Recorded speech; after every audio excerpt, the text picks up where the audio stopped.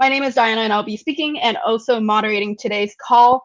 So first, I want to thank the speakers for their time to share their experiences and also allowing the stream to be recorded so folks can watch it afterwards if they weren't able to make it today. So I do want to quickly just talk about Tech Plus Mentorship, which is the organization that's putting on this event. We're a student-run org that puts out programs like this one and our mentorship program, Coffee Chat Initiative, which is also going on right now, resume critique, mock interviews, and all with the vision to cultivate a more inclusive and diverse tech community at Waterloo. So there's a lot of work to be done there, and we've just gotten started, and we hope you enjoyed the event today. So back to the event logistics. We have, I believe, 7 speakers today covering 3 different continents, so you'll be hearing from them very soon after I'm done with my spiels. And we've saved time at the end of the call for a Q&A. So each speaker will be spending a little of time talking about their individual experiences, and then we have a Q&A at the end to answer questions. So just send in your questions in the live stream chat, and Clive and myself will be collecting the questions to ask them to our speakers at the end. We also asked you to send us any questions that you might have through the sign-up form, so we've also collected that, and we'll be asking those first in the Q&A session. All right, that's all I needed to get out of the way. So without further ado, let's get started with our first speaker, Leslie. Hi, so I hope you guys can hear me. Let me know if you can't. But I'm Leslie, and I'll be sharing my experience in Norway. So to start, the photo you see here is of the Norwegian Opera House in Oslo, and it was actually 5 minutes from our apartment. So this photo was taken by me, but yeah. Okay, next slide.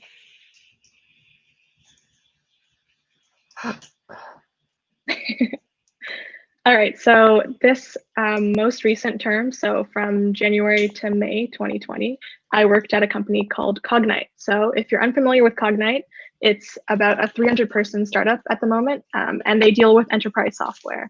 So they work with companies in various industries, so like power and utilities, manufacturing, oil and gas, etc.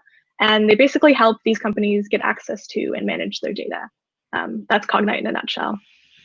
And my role, I worked as a front-end developer / product designer. So I was hired through Waterloo Works as a front-end developer, but since Cognite is a startup and the team I joined was pretty small at the time, and there was no dedicated product designer, I kind of adopted that role as well. So it ended up being 50-50. And then if you look at the video on the right, you can see that's my workspace. And I also worked on a project called Air. So Cognite, when I was working there, had 3 to 4 business applications. And when I joined, they were starting up a new business application from scratch. So I joined at a really interesting time. And my team was small, as I mentioned, so I got a lot of ownership. And it was just really fun to work in general. All right, next slide. Wait, sure, 1 second. I just went on the live stream and I couldn't hear, but I don't know if it's just me. Oh, okay, sorry, it's just me. All right, next slide. I feel like I'm having the most number of problems today. No worries.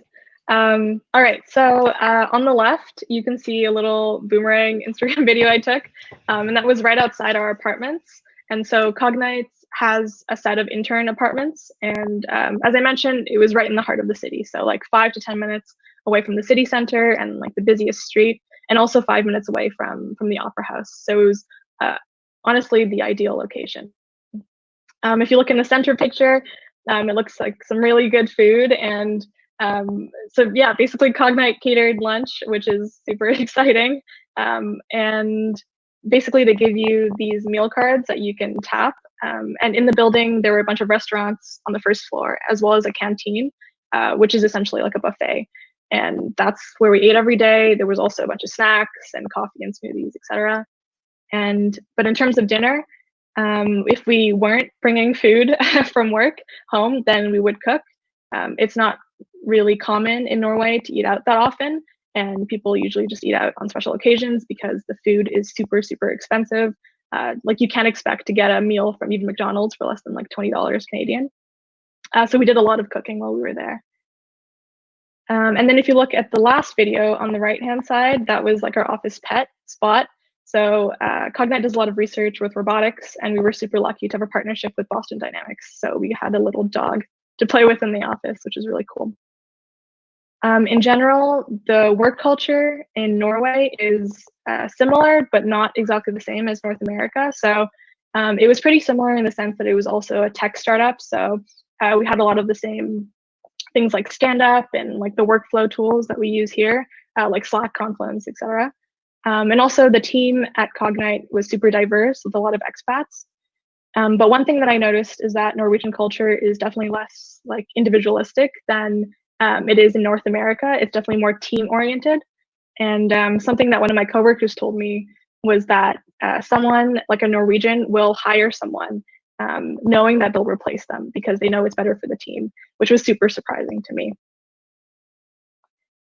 And also in general, Norwegian culture is like pretty easy to adapt to as a Canadian because everyone speaks English, everyone spoke English at work. And yeah, you can get along fine just knowing English and like no Norwegian at all. One thing though is people who have immigrated there, they've noted that it is sometimes difficult to make friends with Norwegians because they keep to themselves and they're less outgoing than people are used to in North America. So that's something to note. Next slide. Yeah, so another cool part of my job was I got to travel. So in the on the left side, those two photos was from my first business trip, and I actually went on my first business trip within the first 4 days of working. So we flew out to one of the other offices in Norway on the west coast, and that was super cool. And then the photos on the right side are from a week-long retreat I went on with my team, and it was half for work. So we did a bunch of cool courses and engineering, getting to know our users. And it was also fun. We went cross country skiing and did a bunch of other cool stuff. Yeah, next slide. Yeah, and outside of work, this was my first time in Europe. So I really loved traveling and experiencing different countries. Unfortunately, due to COVID-19, we had to stop traveling after the beginning of March. But these were some of the places that we went in January and February. Yeah, next slide. And in addition to traveling to other countries, we also explored Norway itself. On the left side, you can see some pictures from a road trip that we did, which was one of my favorite trips I've ever been on. And we drove along the coast, the west coast of Norway, and yeah, it was just beautiful, super scenic. And yeah, I really loved that trip. And then on the right-hand side, unfortunately, I didn't take those pictures. Us interns, we had a flight and Airbnb booked to go to Tromsø, which is super north on the map, as you can see, to see the Northern Lights. But unfortunately, we had to cancel everything due to COVID. But I would love to go back and see them for myself in person. Next slide. Yeah, and here are just some of the videos that I took from the road trip throughout Norway. And as you can see, it's a beautiful place, and I definitely recommend anyone to travel there. They have the opportunity to. Next slide. Oh, okay. One thing I wanted to note was due to COVID-19, we did have to work from home, unfortunately, but Cognite took great care of us. So we were living in the intern apartments, and there was a shortage of desks, and they quickly ordered everyone a desk, delivered them. They shipped all of our equipment, and it was overall just super comfortable. And they also gave us a meal budget because we couldn't get lunch from work. So they gave us money to buy food every day, which was really nice of them. And then in general, I wanted to answer some questions. So the first one being, what are some lessons that you learned? I think the most important lesson that I learned was appreciating hobbies and just the importance of not having your life being determined or defined by work.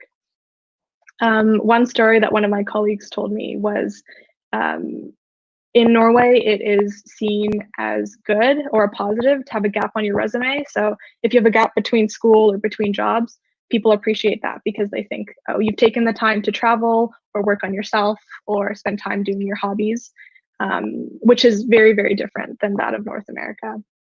And I've always wondered, why Scandinavian countries are ranked the happiest in the world. And I think it has a lot to do with this, just the appreciation of life outside of work. And also, would you recommend working in Norway? Like, absolutely. I think it's easy to get caught up in like the North American tech culture, and going abroad, as I mentioned, has definitely helped me realize that things in life other than work are equally, if not more important. Yeah, and one thing I wanted to make sure to mention is that Gracie also interned at Cognite, who will speak later. So she has like other valuable insights as well. So feel free to ask her questions too. Yeah, but thank you so much. Cool, awesome. Now I'm back in the struggle of making sure that I can be heard, but so I hope I am. So thank you so much, Leslie, for sharing your experiences in up in the cold north with us. So I'll be going next, talking about my time in Switzerland. Well, so I wanted to start off with just like some things that like was like a kind of a part of my day-to-day / work. So I was a software engineering intern at Google, and how I got that opportunity was I was a return intern, and so there was an option to ask for your return offer to be like moved into like the European or the Asian pipeline, and so I asked for Europe because I had a chance to work out of the Dublin office as a part of my first internship, and I loved it, and I was like, I want to go back to Dublin. And then their positions filled up before I made my transfer. So I was like, well, you know, Zurich, it's still in Europe. So I went, and then I absolutely loved it. And here's why. So, so here are just some things that like we did at work. My role was a software engineer on the Google Shopping team. And so I worked on implementing some like scheduling tool for some like evaluation thing for merchants. Not super important, but it was like mostly backend and a little bit of data work. So my typical day looked like some of these things. So you can see a photo of the building, the work building up on the top left. And then we had cheese at work at like lunch every single day. And I think also dinner, happy hour every Friday, had beer. I think this one was like Oktoberfest, so there was pretzels too. And then winter season, we had like mulled wine at like lunch and dinners. And my team did an offsite, and we flew some like I think they were like sports drones or something. And then there was like a fun little baking and getting to know Swiss culture event at work where you make this like Swiss bread that I can't remember what it's called anymore, but it looks like a person. And I had it for breakfast where the head fell off.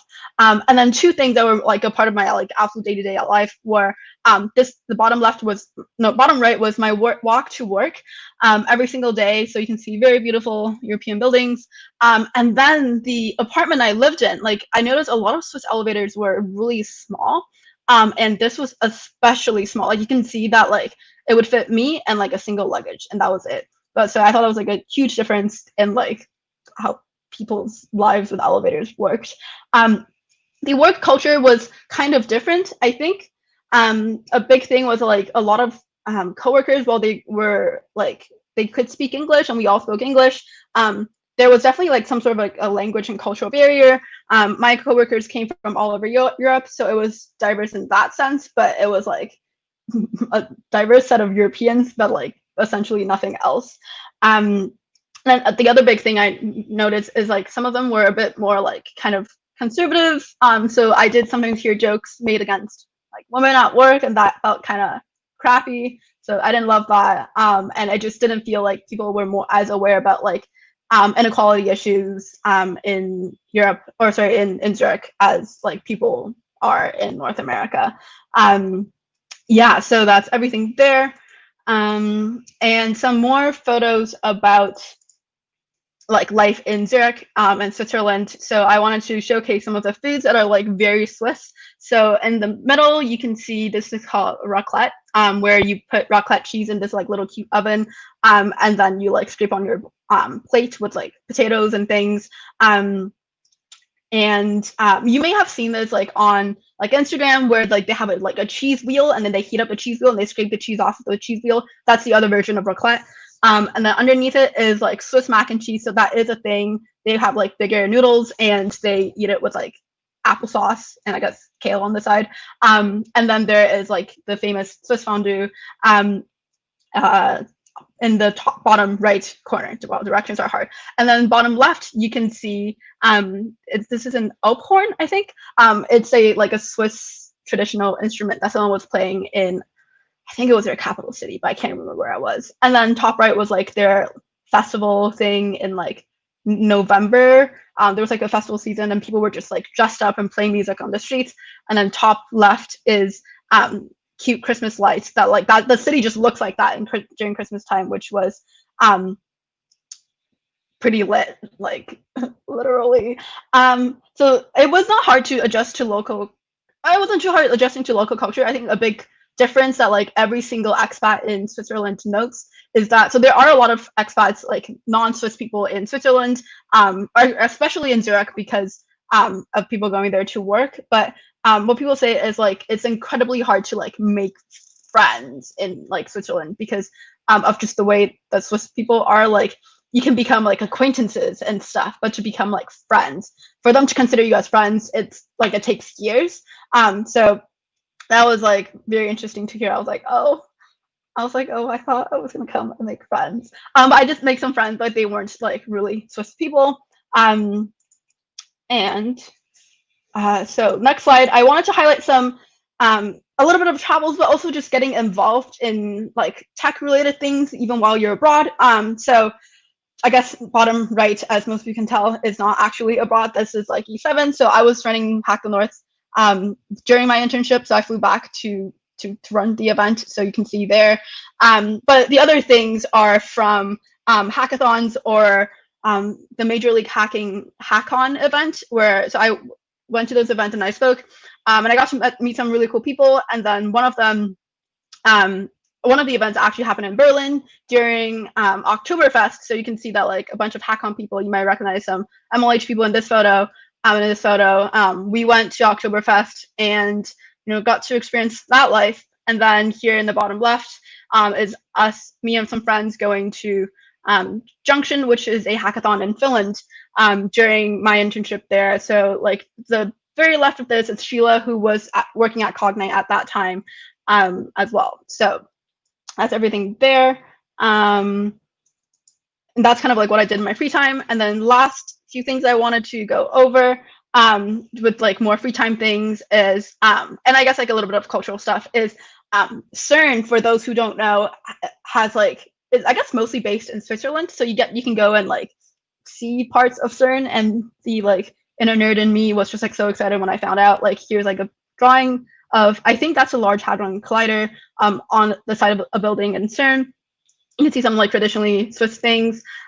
Cows are extremely Swiss. And this was actually a really cool, I think it's called blind dining experience, where you can go and it's completely dark and you don't like see anything, and all the servers are blind, and you just get a little taste of like what it's like to have the privilege of sight like taken away. So that was a part of accessibility week at work.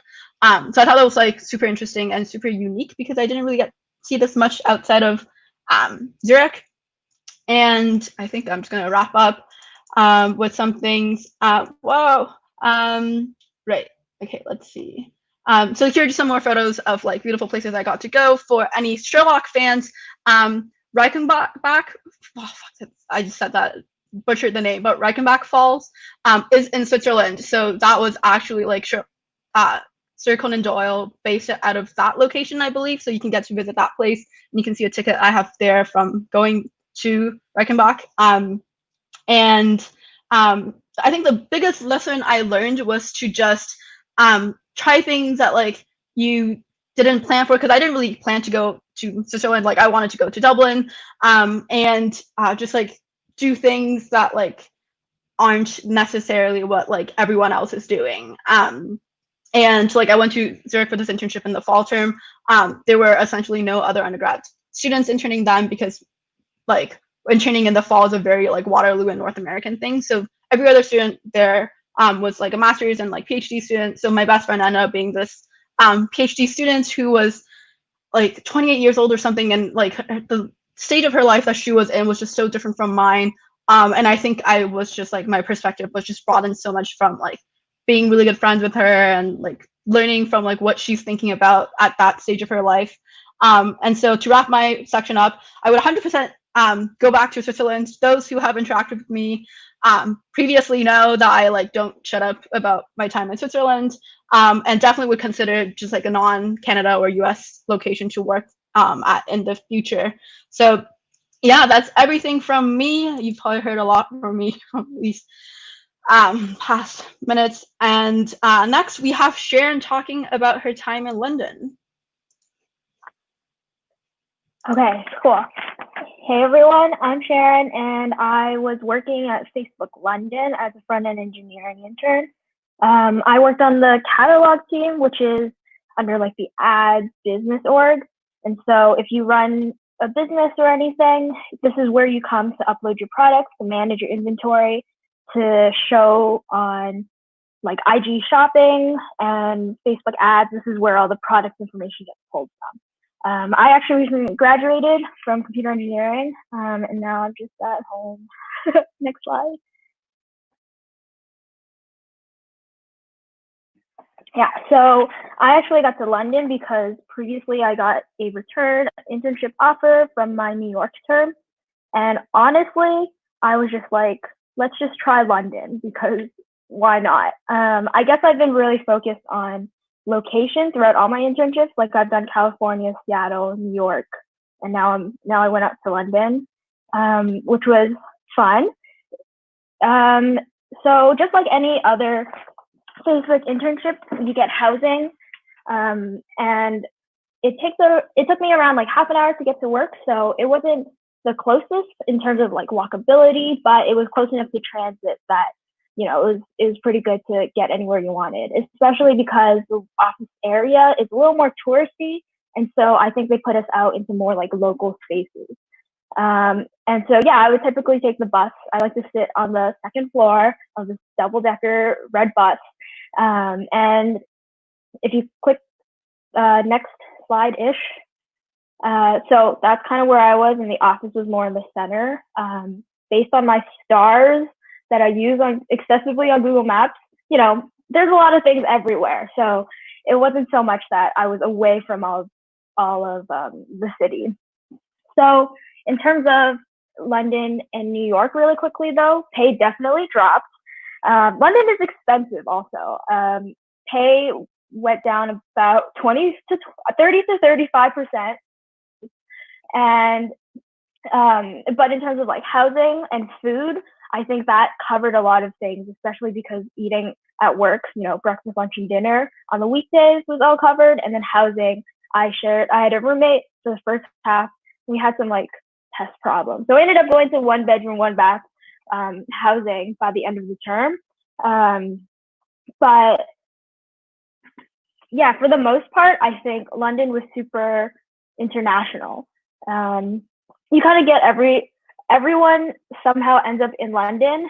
The joke is sort of like London is the holding cell because they're waiting for their visas to get to the US. And so that's why in London you get to see all these different people. And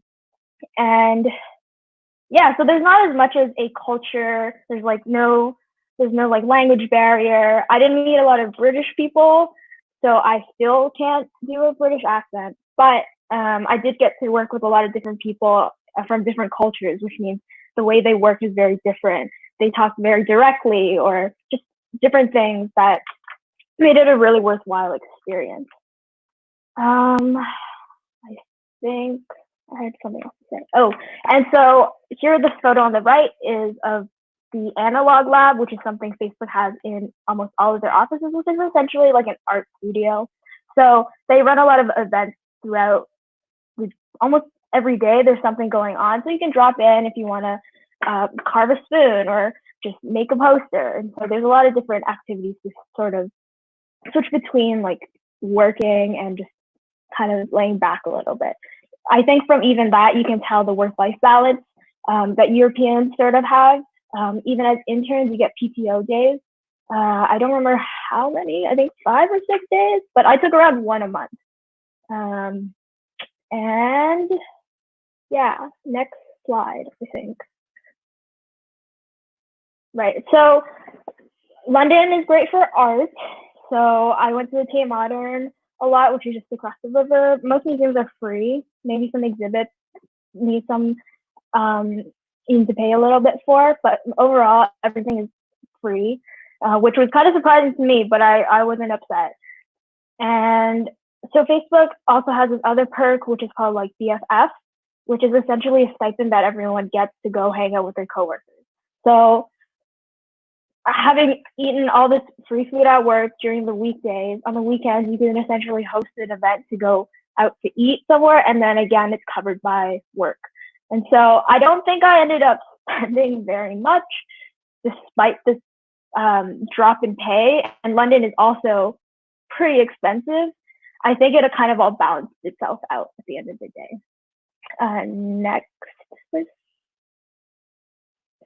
So there's me in the bathroom at Sketch, which is this like restaurant art place. And in this middle, it was during one of the intern events that Facebook did for us, which is like this city tour. This is more of like the central place of London. So this is pretty near the office.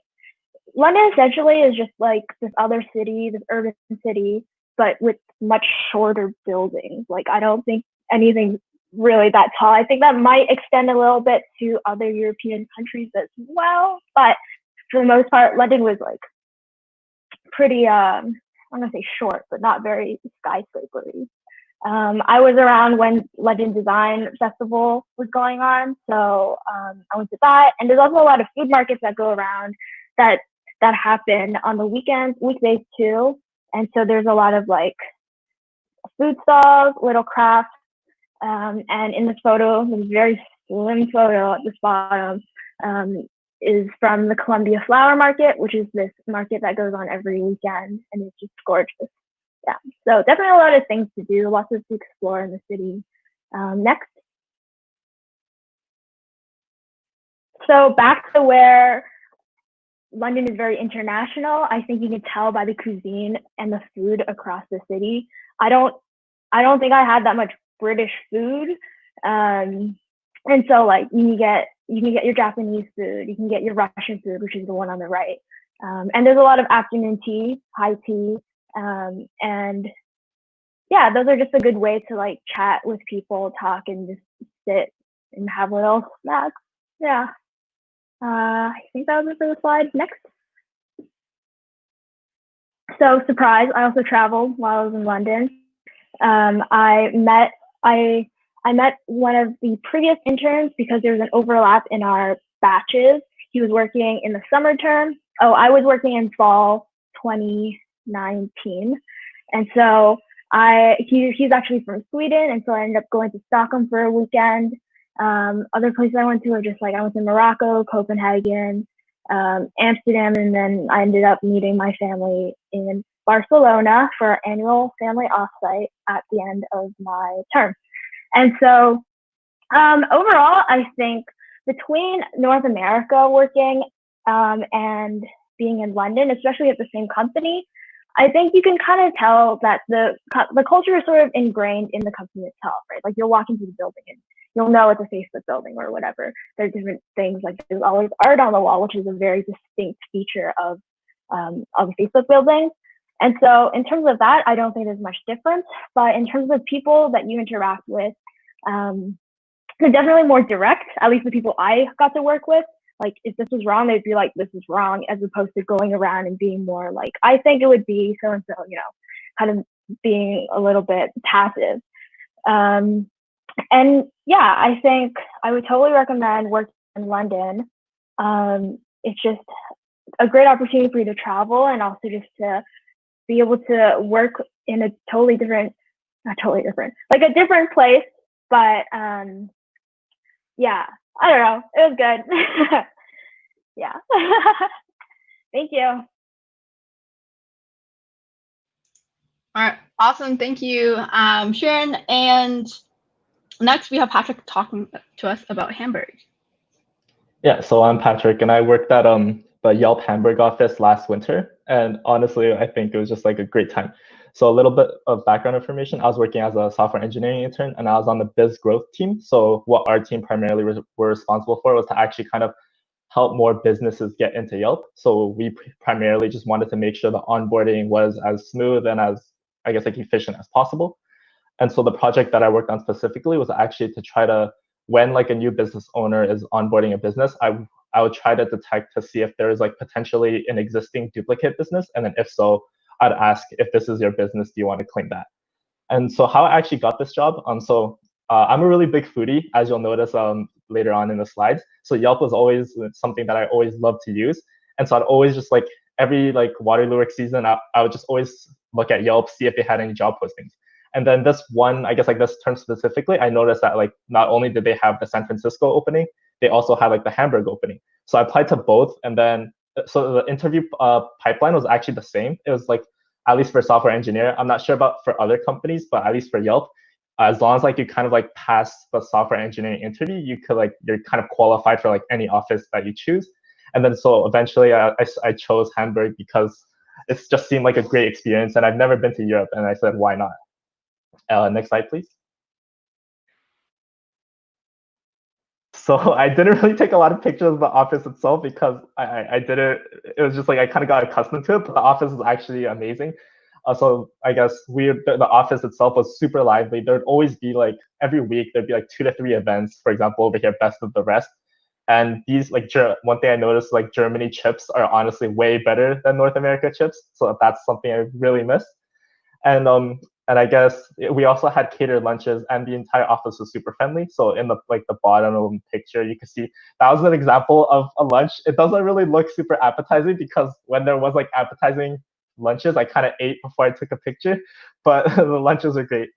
And for the office culture itself, everyone was super friendly and always willing to help you. And I guess one thing that was really cool about Germany was how they had like mandatory days off to really help you kind of like travel or like, I guess, just take a break. And so I guess like German people specifically, they're more kind of rule following. So in the sense that they're really punctual, and they always like during work, they'd always like, they wouldn't really mess around. But that doesn't mean that we don't take breaks, since every day we'd also like have like Smash Party play, like Smash Bros Party, play pool, and also just we also have like LAN parties. And the office and the company itself was super nice. We also have like a lot of events. You can see in like the top right, we had a lot of company outings, and it was just a really awesome time. Next slide. So what did I do outside of work? One thing, so I was super lucky to actually come to Hamburg during Christmas season. And one thing to know about, I guess like I think all of Europe, is that Europeans don't mess around with Christmas. So Hamburg and all of Germany has so many Christmas markets. So and they're all like really different themed as well. So for example, the one over here is kind of a red light district Christmas market. So this would be like, it was really interesting. They had like Santa Claus pole dances, which is a very interesting thing to watch. And there's like a whole different other themes. Like there's like medieval Christmas markets, modern Christmas markets. And it was just like a really awesome place to explore once work was done. And so at least when I went, we had an intern class of, I think we had an intern class of 6. And so that was kind of like our mini squad. And we would just travel together and also explore the city of Hamburg. And so Hamburg itself is like a really awesome city because it has like amazing like nightlife. There's like a 2-mile, like a street that's like 2 miles long, filled with just like bars, clubs, and like all these nightlife activities that you could do. And so I also attended like concerts and like clubs with my friends. And there's also a lot of other events that you can do. For example, there's like the world's biggest miniature museum. And so primarily in Hamburg, I didn't really cook for myself. I pretty much ate out every single day, and it was pretty cheap as well. So since Germany is like, I guess there's a lot of Turkish people living inside of Germany, Turkish kind of cuisine is really prevalent. And one thing that I really loved was something called doner kebab. It's kind of like a shawarma, but it was better, and it was super cheap. And at one point in time, I had it for like 5 days in a row, and it was only like 3 to 4 euros. So it wasn't the most like healthy choice, but at the time I was kind of addicted. And the city of Hamburg itself, it's super easy to travel and navigate, go around. So where I lived was around, I think, like a 7-minute bus ride and around like a 15-minute walk. But and then Yelp actually gave you kind of like a profit ticket, as you can see on my bottom right. And what that does is it literally lets you access every single like mode of transportation, and I mean like literally everything.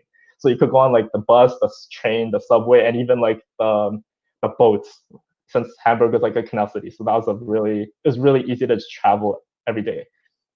Next slide, please.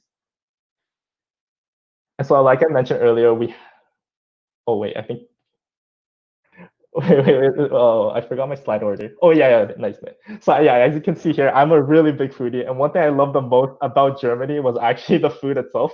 So over here, you can see that like most dishes are kind of like meat-based, but if you're like vegetarian or vegan, that's like, it's not a problem as well, because Germany is super, I guess, like accustomed to like all different kinds of food choices. And every single time I went to a restaurant, there'd always be loads of different food options.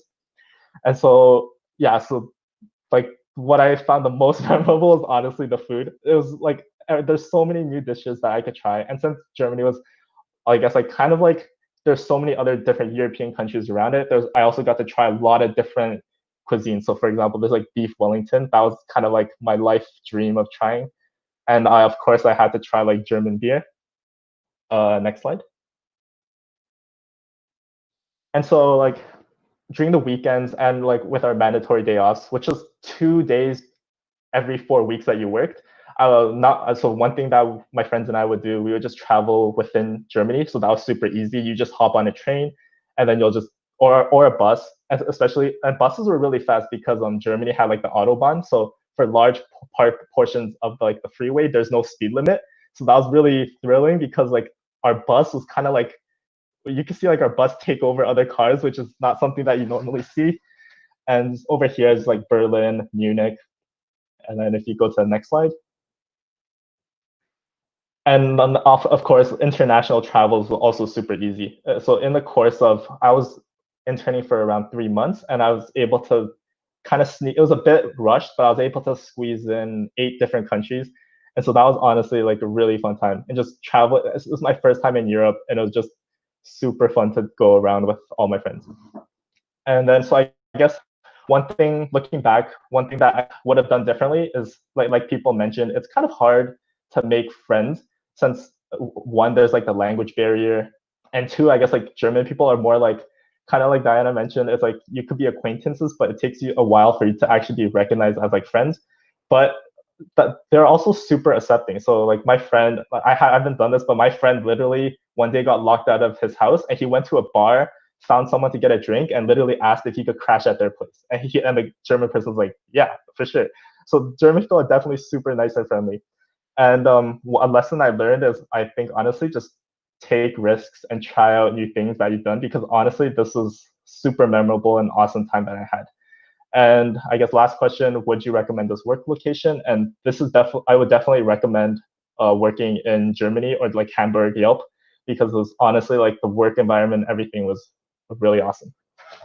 Yeah, that's it for me. Cool, awesome. Thank you, Patrick. And now we're leaving Europe and moving on to Africa. So Kevin, take it away. What's up, everybody? My name is Kevin, and I'm going to be talking about my experience at a startup called Jaza Energy that I went to in the fall of 2019. So I guess I'll start off with a bit of what Jaza does. So Jaza, they're a really early stage startup. They're actually a Canadian company that's doing operations in Tanzania. And they are delivering electricity and solar electricity to places that don't have an electrical grid.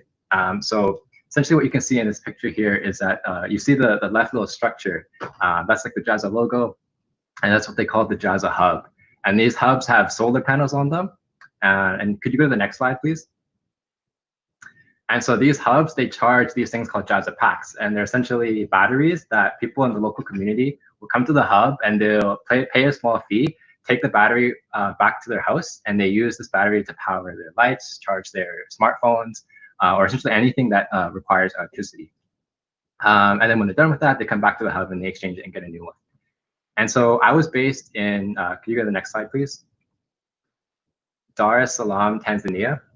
So Dar es Salaam is the capital city of Tanzania. It's like actually like a really big city.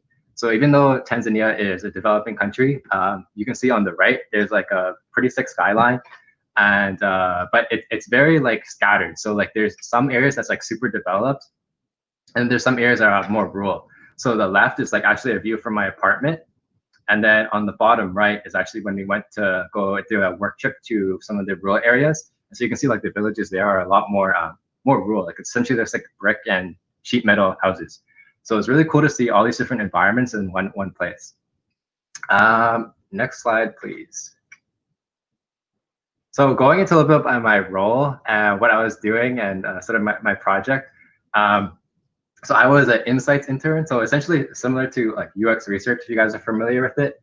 If you're not, a basic summary is like essentially just doing research or getting information about users or your customers of the company to help make business decisions. So this can involve interviewing them about changes like we made to our product, or running surveys, or analyzing metrics or like quantitative data with Python and SQL, and then bringing that back to the company and leading workshops internally and presentations to actually take what we learn and actually make it like usable and actionable for the company. So you can see a couple pictures that I've presented here. These are actually, so the left is like some of my coworkers. That's a coworker named Baruch and the other coworker Oprah. So I work really closely with them. And then on the right is actually from a work trip when we went to the rural area to actually interview some of our customers. And if you go to the next slide, this was like a project where we were trying to see and understand how they would use our batteries to power TVs and how that would fit into their lifestyle. So we were like asking questions like about how they balance it with their other applications, like using lights. Like how do you balance like using lights and turning on your TV, which is like a pretty interesting question to like ask like when you're kind of in that sort of environment. And like we also have like these, we can also capture like metrics from how they use the batteries. And so we kind of did some analysis there as well. Could you go to the next slide, please?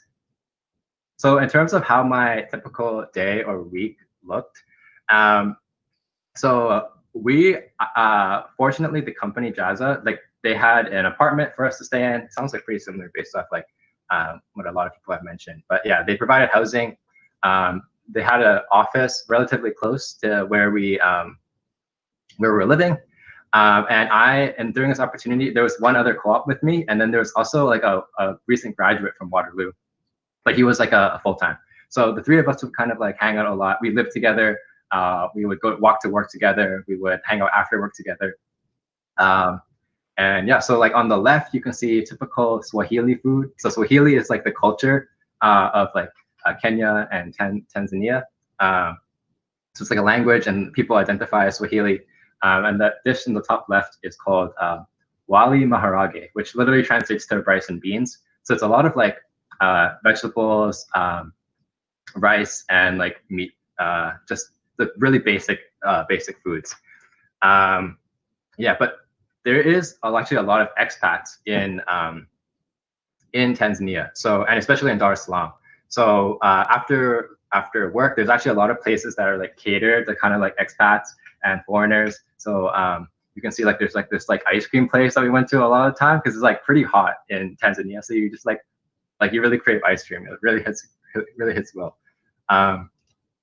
So yeah, next slide, please.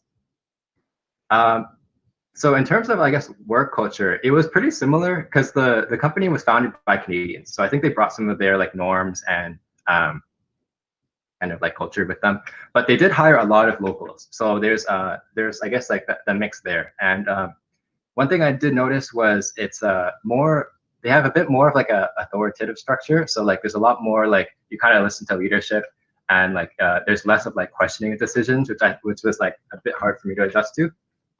But in terms of outside of work, the way I kind of like adjusted and to immerse myself with the local culture was I tried to make an effort to learn as much Swahili as I could. So like I learned the basics like greetings and stuff like that as well. But in terms of like getting around, or even just like things that you would have like to like I asked my coworkers to teach me like conversation starters and things like that. It wouldn't last me very long because like I would ask people things and then like they would respond, but I wouldn't understand or know how to continue the conversation. But usually some people know enough English to like to kind of like have some sort of mutual understanding. So in terms of integrating though, I know like it is hard to kind of like meet locals and become friends with locals. But one thing I would recommend if you're doing like an exchange or like working abroad anywhere, like think about like kind of your interests and your hobbies, and then find people locally that are like interested in the same thing. I think otherwise like it's hard because your background is so different, right? So it's hard to like relate to anybody. But if you have like a common interest, like for me, like I breakdance, right? So I tried to like go online and find like breakdancing organizations, and then find people who are like local. And then I like the top left corner is like this bus stop where a few people would meet up and like just dance at night. And so like the picture with me and the two other guys, like those are other dancers that I met. So that was like the one way I made local friends. And that kind of goes into like what I did in my free time. Otherwise, there's like also a lot of expats who, especially from Europe. So like we hung out with some people we met from Germany, and we went out with them a lot. And yeah, that was fun. Next slide, please. What's also really cool is like the nature in Tanzania is like amazing. So the top left corner is a beach. I think it's a Paje on Zanzibar Island. So we got to do some traveling. Zanzibar is like one island off the coast of the mainland of Eastern Africa, off the coast of Tanzania. And it's actually like, if you think of the name Tanzania, the Zan part actually comes from Zanzibar.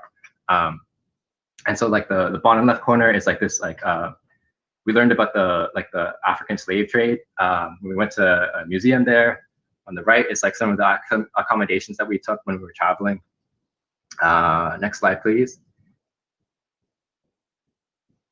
And then we also got to go to the Serengeti. So if you guys don't know like the Serengeti, think of like the Lion King, and like where that takes place. So that's like, it's like one of the national parks. And so it was just like really cool to like, we like camped in the national park, and like we got to see like lions and hippos, and it was like actually really crazy.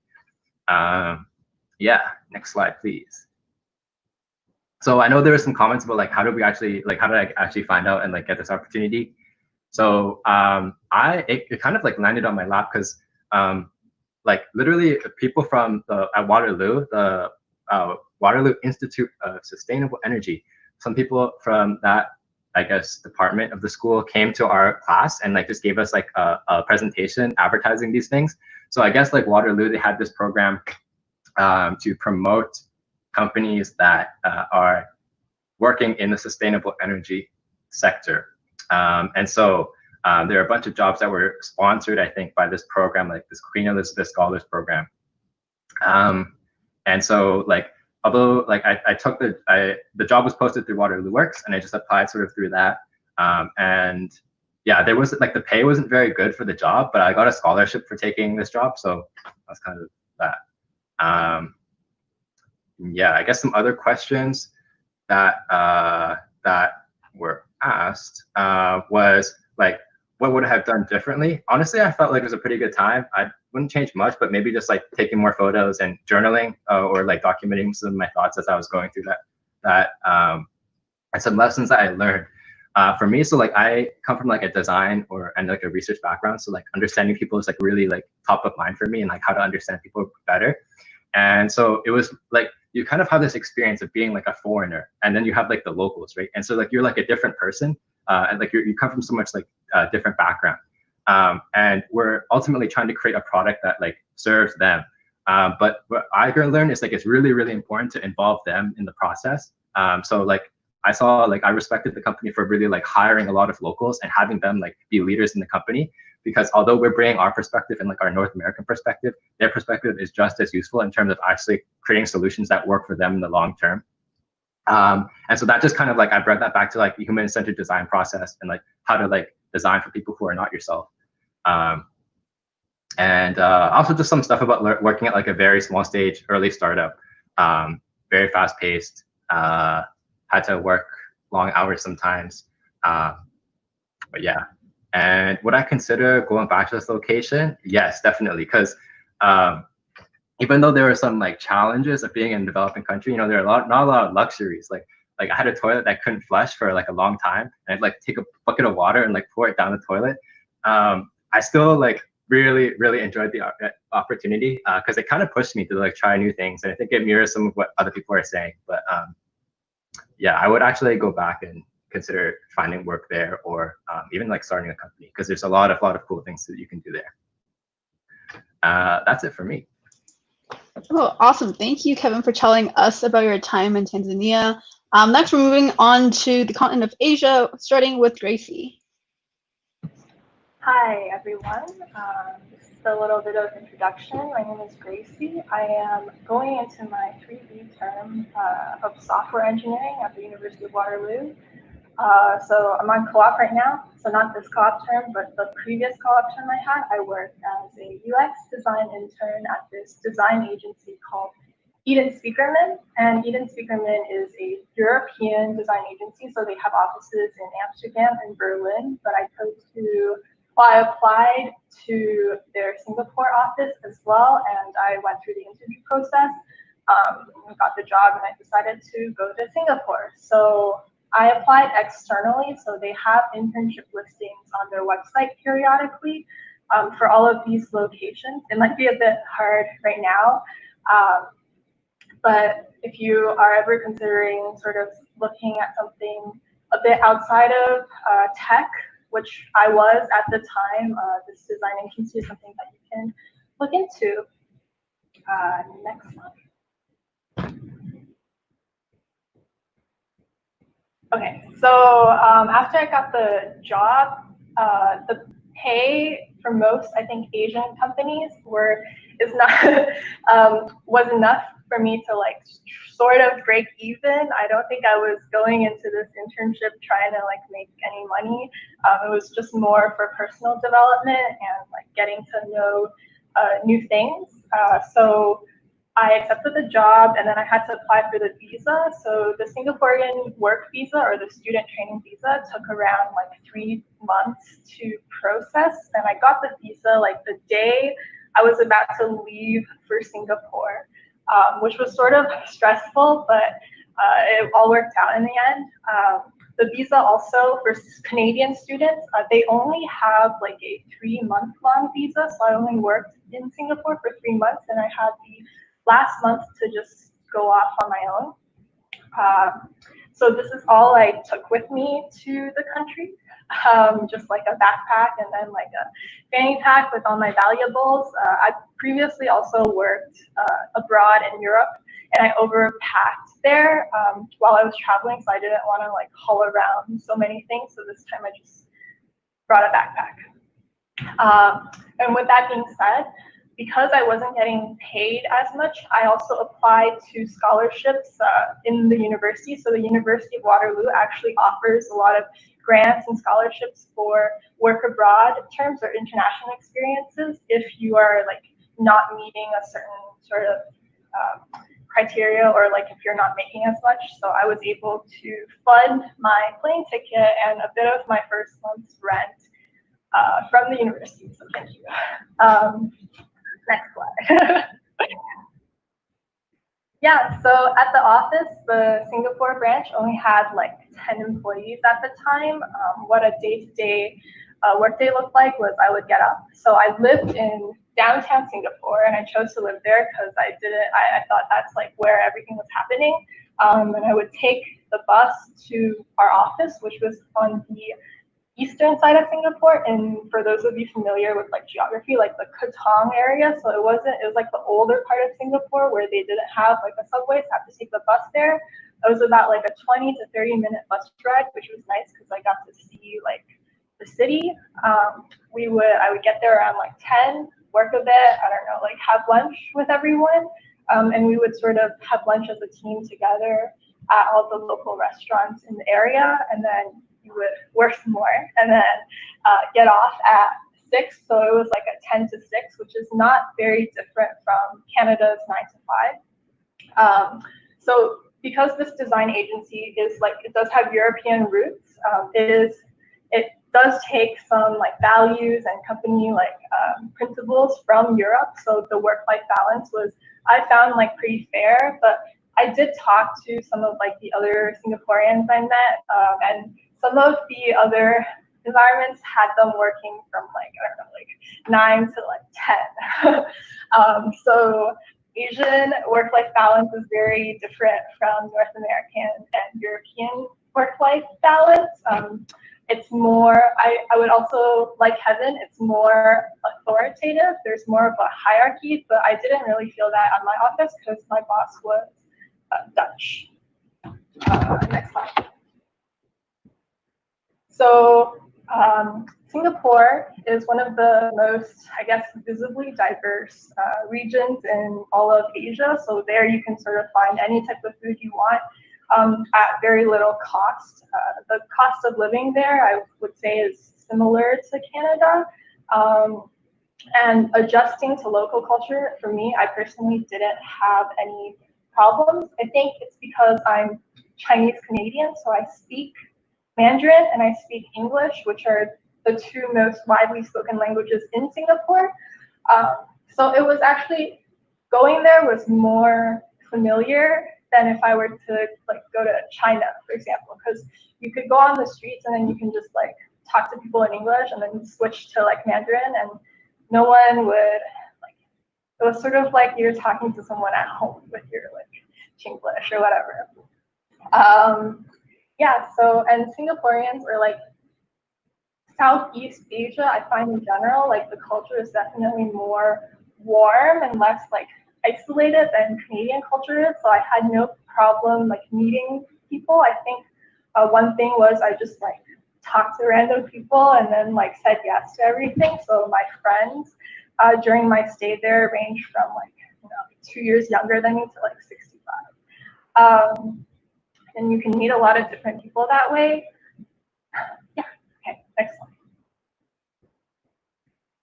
Okay, so like a day, like the projects I worked on at my agency was mostly like product design, consulting, and branding. So I wasn't like, anyways, I wasn't restricted to one project. I think I worked on multiple projects during my time there. I can't really say what they were on, but some of the clients we worked for was this like art foundation in Dubai. So because it's a design agency, the clients are not like strictly limited to Singaporean clients. So we worked with a lot of different countries. I also worked a lot on projects related to Singaporean government affiliated companies. So like SingPost, so the Singapore Post, postal company, Singtel, the telecommunications company. I also got to work, like one of our clients was also like Singaporean military company. So I got to go into their air base on Huron to do some stuff, which is cool. I don't think I've ever been near anything like military. Yeah. So then some other things were, because it was a design agency, we also worked on a lot of like media related projects. So I meant like filming commercials. So I got to sort of help out with filming and being on like a set, which was really cool. Not something that I don't think I will ever get to do or ever imagine doing. And on the right are some of my coworkers. Yeah, next one.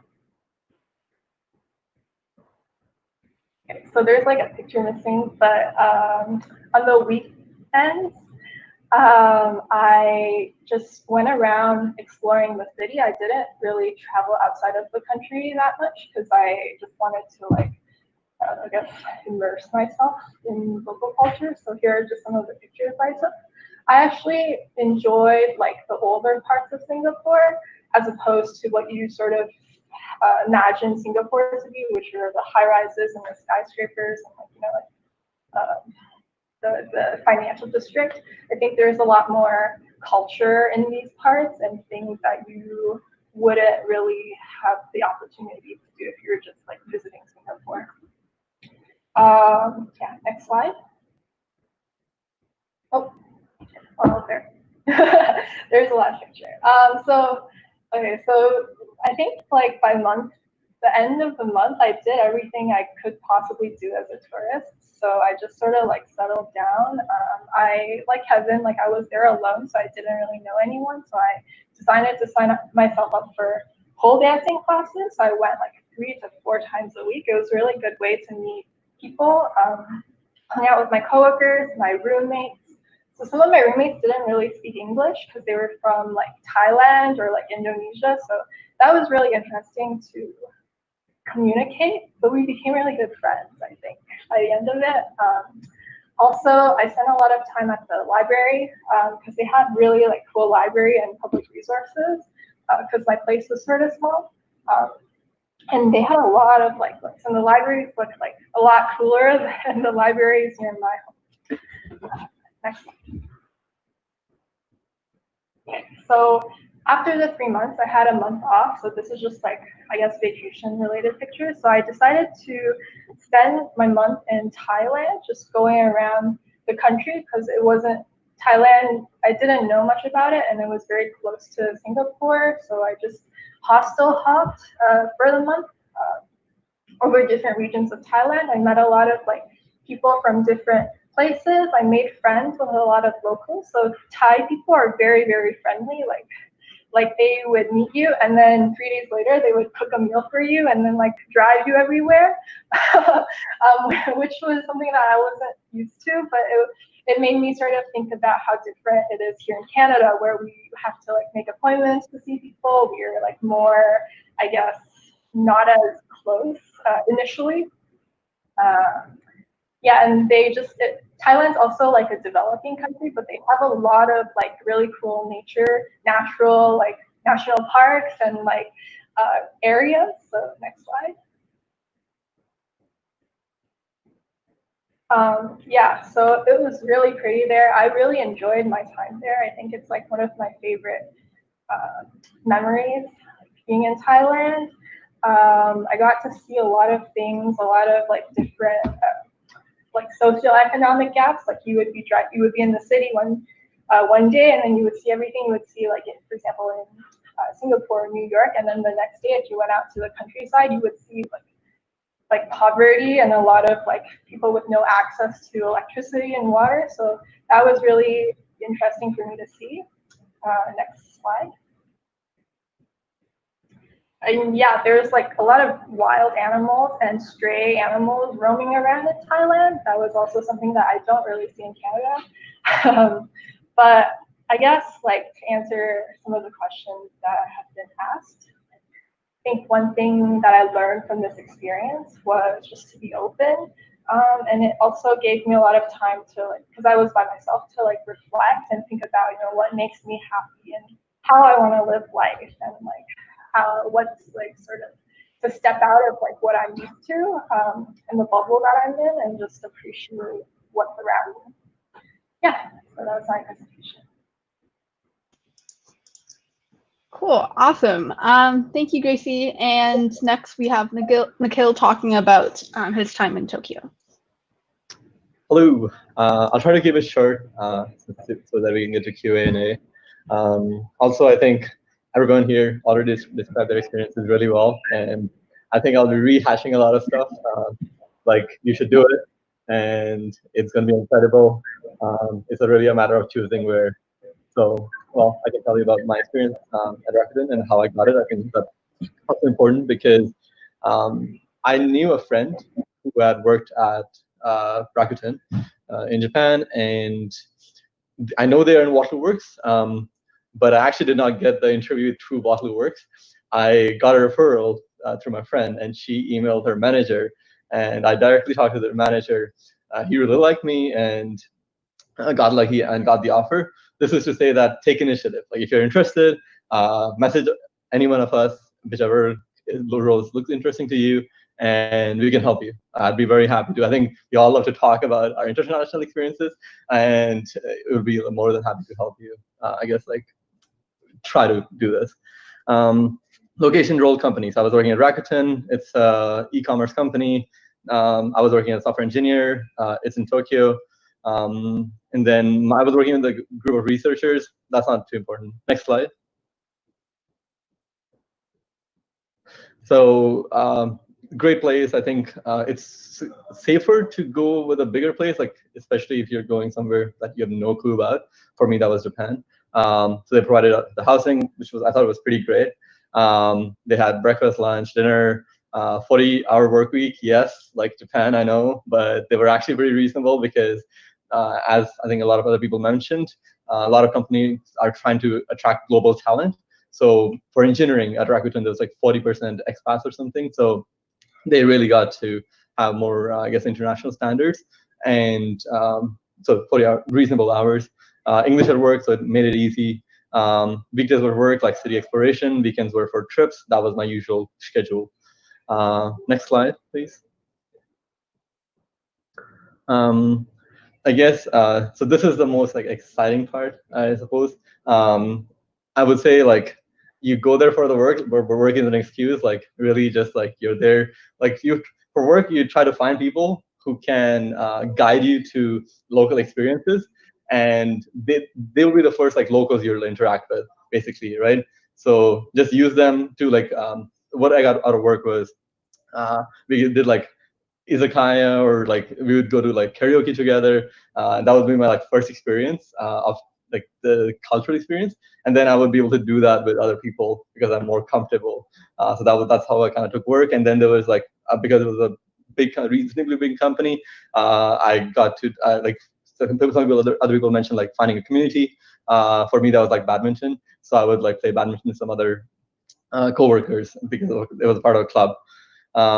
But really, yeah, you just want to like go out, eat a lot of food, see a lot of things, get.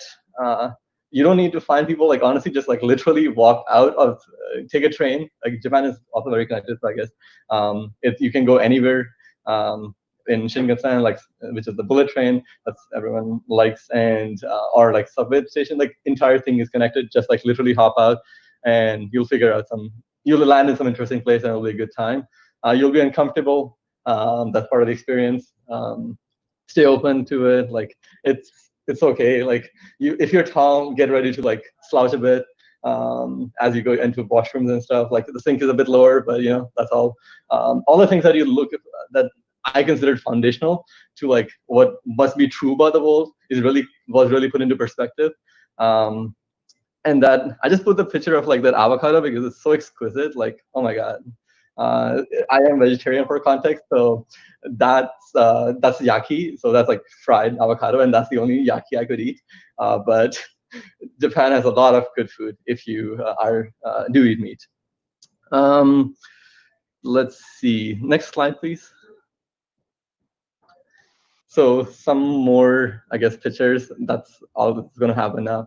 But yeah, just more traveling. Like what I think I remember from most of my time in Japan is, I can mention one experience which particularly stands out. My first week, we were a group of 11 intern people at Rakuten. So that's another thing thinking about working in a bigger company. My first weekend, we were all very excited. Like, let's go out and travel. We went to this place, Niku, which was incredibly cold. Tokyo is not that cold. It was like minus 10 degrees or something, and we were definitely not ready for that. So we were out there and had no clue how to find food. There were 7-Eleven there, so it was like something I guess you could eat. But I was having trouble because I'm vegetarian again. So I looked up this one place that I could find which was vegetarian, and I went to this like family-owned restaurant. And they saw me and they were like, "Yeah, we know, like we know you're vegetarian. We see it in your face, like you're like about to cry, like you just want some food." And they were like that's such a kind Japanese like lady, like woman, like she was just like, yeah, she's just saved my life that day, and they were so kind and compassionate. So one thing I would say is like there's a lot of like stereotypes about cultures. Like Japanese people, for example, can seem like distant, or but like when I went on hikes, like everyone would say konnichiwa to me, which is like hello, which is like surprising too. Like I'm brown, it's like definitely like pretty off based on what they would expect, and they seemed like they would like still smile. Yes, like they would not like smile with their teeth open or something, but just like stay open to that. You know, like culture stereotypes are don't lock yourself in culture stereotypes. Like for example, like long work weeks in Japan. It really will depend, and we are look for, I guess, like warmth, compassion. Like you have these incredible experiences. That was just one piece of it to try to convince you to go to Japan, because there's so much more if you think you know about Japan. Next slide, please. And that's just like more pretty pictures. That's by my friend. I'm not very great at taking pictures, so the previous ones were just mine. But this is, I think these are some better, more aesthetic pictures of Japan. That is all. But yeah, I'm happy to answer any questions. Feel free to message any of us, I think. But yeah, we can go to Q&A. Awesome. Thank you, Nikhil, for telling us about your experience in Japan. So yeah, I think we're good to go into the Q&A time. So Clive, who has been collecting the questions for us, will ask the questions. Hey, can you hear me? Yes. Awesome. So yeah, I've been collecting the questions that both from the surveys and from the live chat here. In the interest of time, I've tried to combine them, so hopefully we'll be able to get through them. Yeah, so question one, how have your prior experiences such as work experience, course marks, language experience, and so on contributed to being able to like get these opportunities, and like how does one prepare?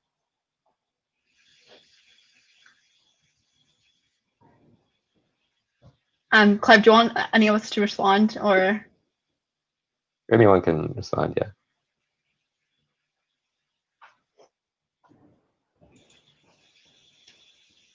Okay, cool. Okay, Gracie, go ahead. Okay, wait, can you repeat the question again? Yeah, sure. How have your prior experiences, such as work experience, course marks, language experience, and so on, contributed to getting these opportunities? And like, how does one prepare for these international opportunities?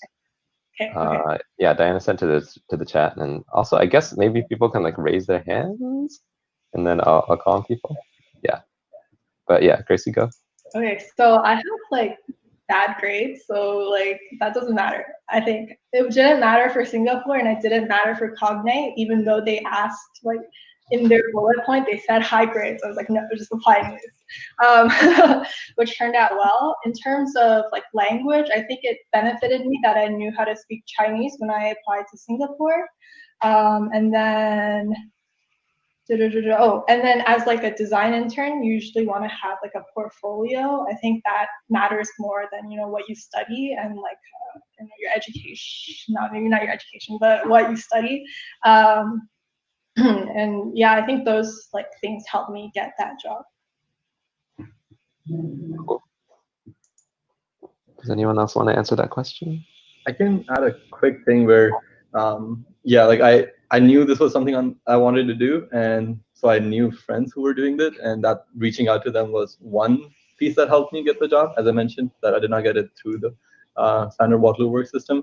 Also, one thing to mention, like nothing can prepare you. Like if you're going for a true culture shock, like nothing can prepare you. So yeah, I know we are like all planners at Waterloo, but like come on, just try to get ready to be blown away. And then quickly on the language notes, so Switzerland, like Zurich spoke German. I knew like essentially zero German for like the first month, but it really helped that I knew French because like most signage was written in all three of the main languages in Switzerland, like French, German, and Italian. So sometimes knowing like an adjacent language helps with the day-to-day life. Cool. All right. So next question here is, what are the logistics and timeline of the job hunt? Because like presumably that's different than inside Canada and the US. Like job process, timeline, interviewing remotely, and all of that. Yeah, go ahead, Chang. I'm just going to speak really quickly on it because for me, I didn't actually apply directly. I had come back from the same company, just jumping to a different location.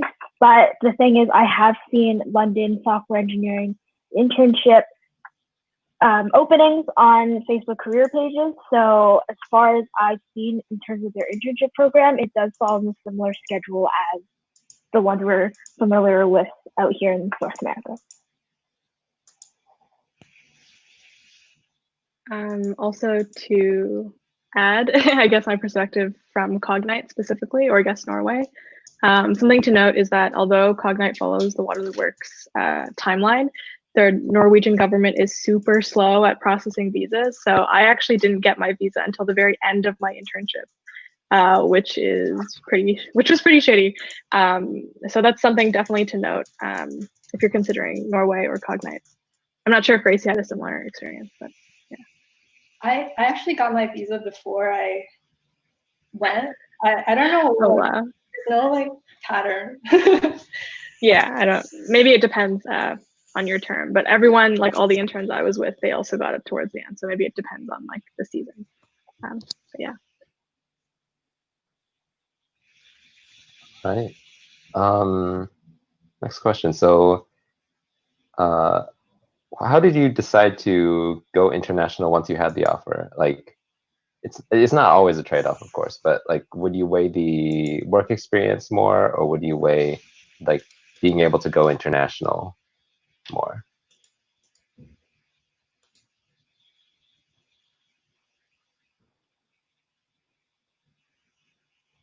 Anyone want to talk about it? Patrick? Oh, Yeah, so I feel like there's no right answer to this. It's kind of more what you want, like individually. Like maybe like I feel like international travel is probably like definitely going to be more fun and exciting, but like I guess like your personal development, that kind of really depends on like the company. And then oftentimes, like since we're in North America, we might not, a lot of like European companies we're not like familiar with.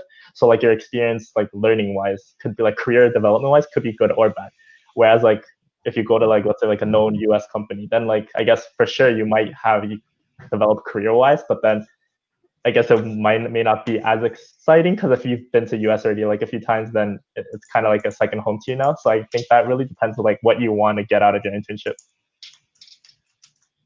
Okay. Cool. So next question is pretty interesting. Did any of you experience any racism abroad, or like did you feel safe? This is actually one of the more recent questions in the chat. wait, Were so can there any you quickly go violent back? crimes? I think Kevin wanted to speak on the last question. Oh, sorry. Oh, I can speak on both of these questions. Sure, so go ahead. the last one, I feel like, yeah, for me, the way I like thought about the like trade-off, like I just felt like there were more opportunities to do more like typical like working within North America stuff. So like when this one came out, I was like, this seems like so different. Like when am I going to have the opportunity after like school to like spend 4 months in a place? So that was kind of how I like thought about it. But yeah, definitely like I feel like if you are interested in it, you kind of like know if it's something that you're like you want to do. In terms of like the safety thing, I feel like I have like a like because I was in like a more developing country. Like generally it was okay. But I know that like there was a previous intern that was like a girl, and she like sort of faced like some like harassment at certain points. But like I know that like even after like she experienced those things, like she still like overall enjoyed the opportunity, and she had like she found like ways to kind of like stay safe. She just had to find out those things, and they were different for her. I can't say too much because I don't know like all the details. And was there another part to the question about safety? No, mainly just like safety and yeah, also racism abroad potentially because coming from a different country. Yeah, I guess for racism, like one thing when I went to the more rural area, like there were a lot of people I guess didn't see somebody who looked like me before, so they would just say like they would say China, which means like a single Chinese person. They would just like kind of point and like stare and kind of say that comment. But I kind of like was prepped for that from like some of my coworkers before I went, so I kind of like expected it, and I don't think anybody ever did it out of like a malicious way. It was more of like curiosity, so it didn't bother me too much. I'm also gonna quickly talk on. Oh, sorry, I should raise my hand and stuff. But in Zurich, like I said, it was like very diverse in terms of like Europeans, but like not really much else. So like thinking back, like number of like Asian-looking women, I saw at the office, which was like apparently 2,000 people. There was like 5. So there were very few of us. While I never experienced racism, like outward racism in the office or like in the city, my mentor, who's Portuguese, so he like looks white, told me that he once was like on a train and like he was speaking on his phone in Portuguese, and some like angry, presumably like local person like yelled at him in like German. So racism does exist. Yeah. Nikhila? Oh, and Gracie. I just wanted to say a quick thing. Like, I did feel like it's possible that in some rural places that I went, I was probably the first or only brown person that's seen that month. I did feel safe. I would say like Japan is the safest place I think to get lost, if depending on your background. Like if you want a complete culture shock, and very safe. Yeah, it's slightly racist, but you should be fine. Still, they're still very kind to you. Gracie. Yeah, Gracie, go ahead. So for working in Asia, this is not so much working, because in Singapore, I don't think I stood out very much. But in Thailand, when you're like traveling alone generally, and generally like as a female, I got catcalled like a couple of times, and like some like remarks that I don't really have like a direct translation to, but like beyond that, I think that was like the extent of it, but it was still sort of uncomfortable. But I guess like just generally, like if you're traveling alone, and especially as like a girl, like if you're going out at late at night, like just have someone with you, or like have like a plan or something.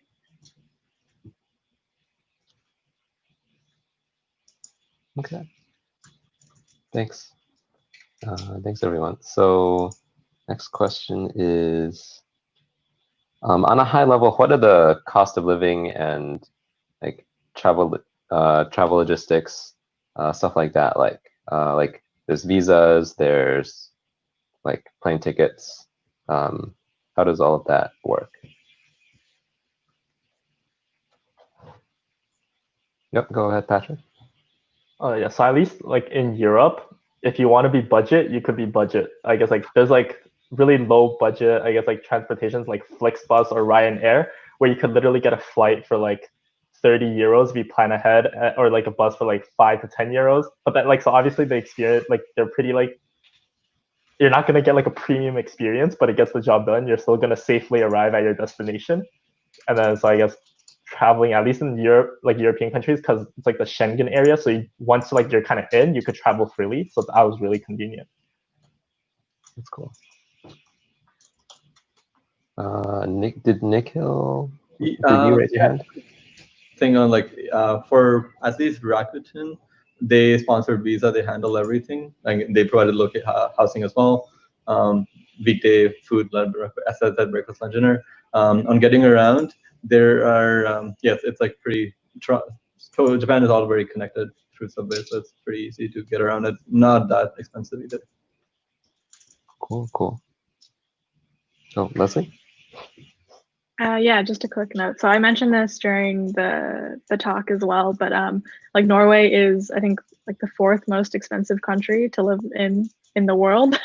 So it's like super expensive for buying anything, buying food, experiences in general. So that's definitely something to note if you're considering traveling there. If you're planning to live there, the reason why everything is so expensive is because the public services are so good, and minimum wage is close to like $30 Canadian, which is super great.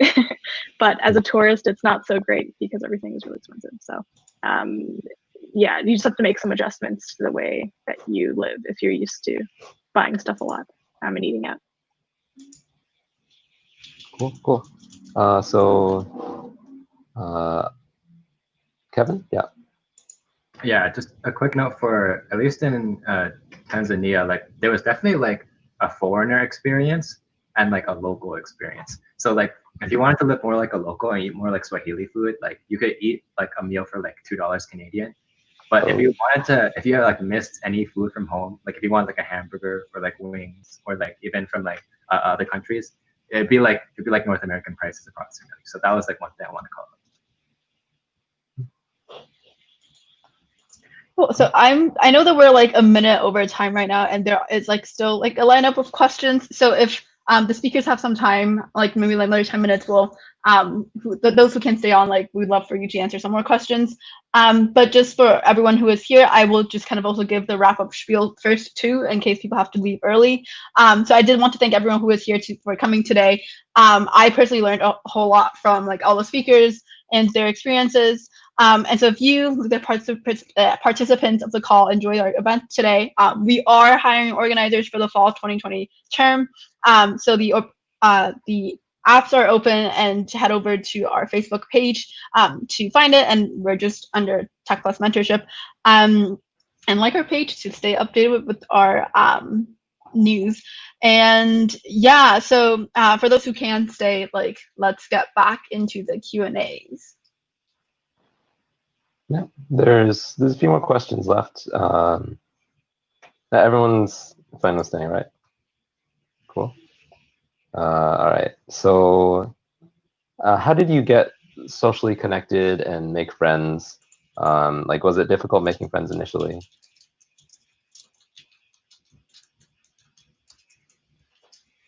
I guess I'll go because I don't see any other hands. Go ahead.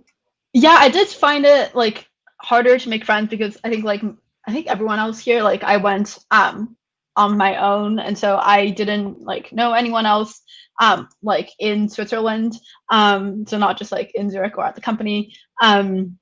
And I think what I found helpful was, like, I started this like intern, like recurring weekly intern lunch at work. I just threw it on like all the interns' calendars, and then at least that way it forced those of us who were like social enough to meet up to get to like know each other and make some friends from there. Cool. Sharon? Yeah, so back to the BFF perks that Facebook has, that was a really great way to meet a bunch of people while trying out a bunch of new activities as well. But I might add that London's age demographic is a little bit older, so a lot of the people had like families that they would go home to, so it was understandable that you didn't actually get to meet and hang out of work with like everyone on your team, or like, so that made sense. But in terms of meeting other people, our intern batch was actually kind of large for a fall term. It was around 30, maybe 40 people. I don't quite remember, but I was the only North American, and so everyone else was like Diana said, there were just like a bunch of different Europeans. So it's like diverse.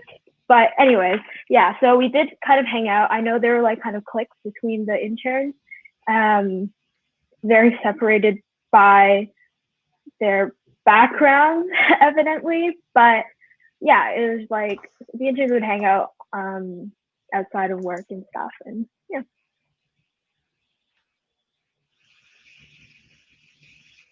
Cool. Does anyone else want to speak to that? Nikhil? Sure. I mean, I think being at work helps. Like, you can talk to like some of the other people, your coworkers, just randomly reach out to them. But also, you don't need friends. Just like go out by yourself. It's fine. Yeah. True. Definitely important to get the experiences you want to have. Cool. So one more question, or maybe a couple more. How different is it to work at a company abroad versus the same company in Canada or the US? For, I think, Dana and Sharon? Jaza, do you want to talk? I think both of us touched on it a little bit in our presentation, but Brian, cool. But I think it's fairly similar. Like, the main difference was just like there's like a language difference, cultural difference, but like the way the company worked was pretty similar. There was a difference when it came to like working at the HQ of the company versus like at its satellite office, but that's like a difference that would exist like at all the satellite offices, not just ones like outside of North America. Yeah, and just quickly, Diana was saying, it's like, it's the same company, and at a certain point, culture is ingrained in all of them. And so, like, even working out of the London office, we would fly to headquarters in Menlo Park. We did a summit that we participated in, and so everyone's just really integrated with each other. It's not like it's a different company altogether. It's just they're just part of the separate office, and back to the headquarters point, I never worked out of HQ, so probably the differences there might be a little bit separate, but for the most part, it's like, yeah, maybe just the age demographic for one was a kind of a larger one for me, yeah.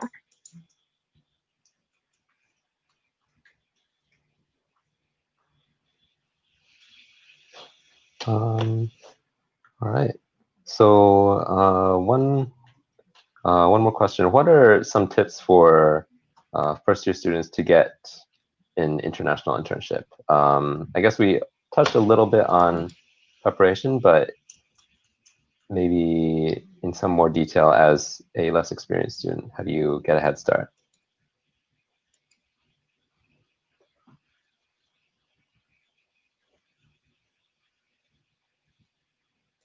Maybe something I'll say is, I think Nikhila talked about this a bit in his presentation, but just to like if you're interested, like start looking around to find out what's available. So like coming to this call is like a great way to just know that like which companies offer internships abroad and what kind of roles, and then continue to do that research so that like even if you're not applying now, like in the future when it's time for you to apply, like you know where to look.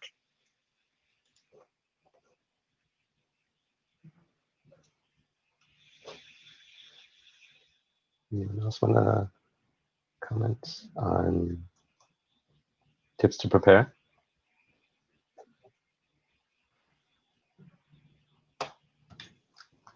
All right, Kevin? Yeah, I can say, I mean, it's sort of similar, I guess, just like in general finding job advice. But if you don't have experience, like bringing like enthusiasm and like being like keen about things, like doing research, like coming to events like this, and like if you can articulate like why like the international experience is like important to you or why you want to do it, and like you can communicate that to whoever you're reaching out to in companies, like I think just that genuine like interest can come through. Awesome.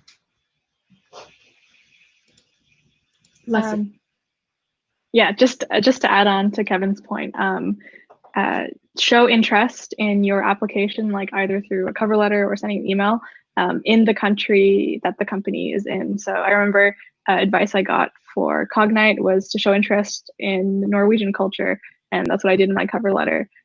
So definitely mention like maybe specific aspects of the culture that you like to explore or places you like to travel, because it definitely helps a lot. Cool. ACI asks, how do you get over your fear of eating alone?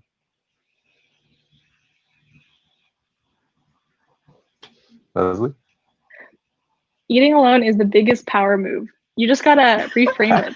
It's honestly like, it's so badass to like go somewhere and eat alone. It's honestly a different experience, but yeah, I would just say reframing it, getting a different perspective.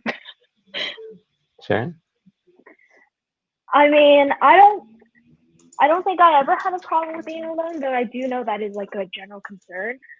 When I first started, it's like I had to eat, right? So like at a certain point, it's like I don't know anyone here, so like I was saying, it's not. I don't mind. I really like going out eating by myself. Like I try to do activities by myself that I would usually do with other people. Actually, in London, I went to my first concert by myself. I went to see Sabrina Claudio, which I tried to make a BFF for at work. But yeah, just like, again, with the trying new things and seeing how it goes, is kind of the mindset I feel like a lot of us have, in the sense that we've even gone to this other country that we've never worked in before or even been to before. And to just be there for 4 months to try it out is kind of like, try it out and see how you like it, and you might just discover something new. So. Agreed.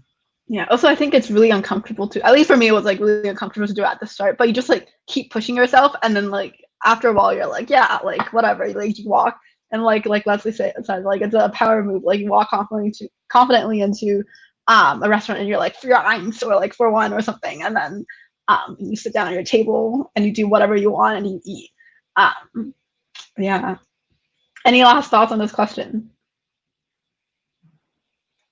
Cool. If not, then I think we'll wrap it up here. I do know did see some other questions come in, but we're also like 11 minutes over, so I do want to let folks go. But just wanted to thank everyone again, and especially the speakers. Your time here today was so appreciated. So thank you again for doing this, and thank you for everyone who came out today. And yeah, so we'll wrap it up here. Enjoy the rest of your